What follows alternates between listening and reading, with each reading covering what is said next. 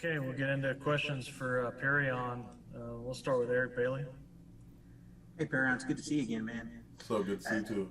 I wanted to ask you just what was it like finally having a full summer? I mean, last year was different, but this year, just going through everything. What's that been like for you? Man, it's crazy because I was just talking to my homie Joshua Ellison about that. It's just great, to be able to be around the deep, be able to actually feel like I'm actually getting the hang of things instead of going into knowing the calls and stuff like that. It was just great being able to have a full spring and a full summer. I feel great going into fall camp, and I can't wait to start tomorrow. I wanted to ask you too, something I asked Isaiah is just being a part of the group that's changing the narrative about Oklahoma football. So much emphasis was on offense. Now the defense is getting a lot talked about. What's it been like being a part of that process? Honestly, it's been great. It's been great the whole time. And honestly, when I was getting recruited here, I knew this was going to happen. And I knew that once we all got together, that what the defense was going to be and what it could be. So just seeing everything translate and seeing everything transpire how I thought it was going to be just feels great being a part of the team and being a part of all those guys because our relationship together is phenomenal. Aaron, thanks a bunch. You have a good camp, okay? Sure. Thank you. Have a good one. Let's go next to Bob Prisbilla. Yeah, Perrion, is there a story behind the iPads and when did that all start? I wouldn't say there's no story. I honestly just love scary movies and I love the theme of scary movies. And honestly, I feel like any advantage I could have with my opponent is one up. And honestly, I feel like my appearance alone just helps the people and they fear myself just by appearance. So honestly, I just did it as an appearance thing.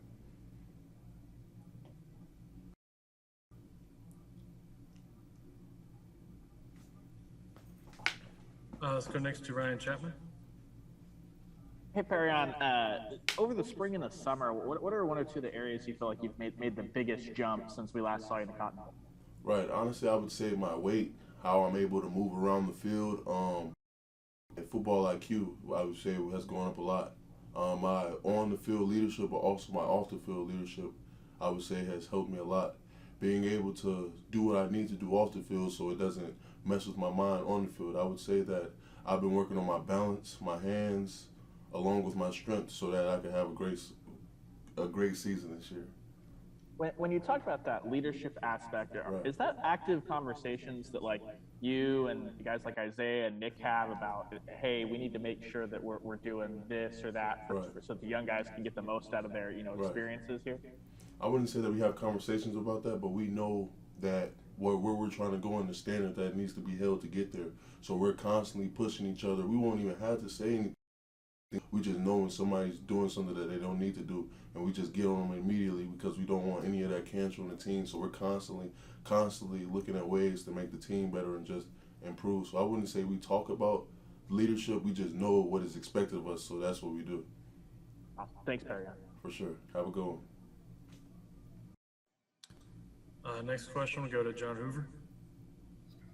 Perrion, hey, you come from Big Ten country, you play in the Big 12, and you're going to be gone probably when it actually happens. But I just wanted to get your thoughts on Oklahoma and Texas moving to the SEC. Where were you? What were you doing? What was your reaction? Who were you with? All that kind of stuff. Kind of paint the picture for me, if you will. Right. Before I say this, I want to clear the air and say that this will be the last time that I talk about the SEC this year, just because it doesn't pertain to our season or what we got going on, and we're really focused on us.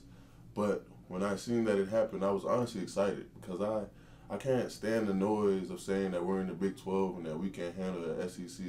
I honestly got excited because I can't wait to see my fellow alumni go against them and see how we can stack up against them and actually prove to everybody else in the country that we could stand with them.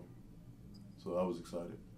Yeah, and I mean the last game you played was against the SEC. Right. And they were talking noise before that game. I'm sure you remember all that build up, right? Right. Is Yeah, that part of but the noise, I guess, you were talking about? I wouldn't even say that the noise from the outside is the reason why we're so motivated to go to the SEC. I would say it's from ourselves. We know who we are, so we're just really ready to put it on display and show the rest of the world what we're capable of. And then a quick follow-up. When you think about Isaiah Thomas and Jalen Redmond, LaRon Stokes, and yourself, I mean, that defensive line is crazy. It's as deep as it's been in 10 years or more here.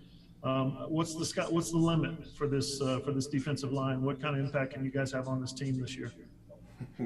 Honestly, there's no limit. I can't even say the sky's the limit because we blowing the roof off for real. Like, I just sit here and smile knowing that we've been putting in the work day in and day out, and being around guys like Isaiah, Jalen Redmond, Nick Benito, guys like Jordan Kelly, LaRon Stokes. I can go on.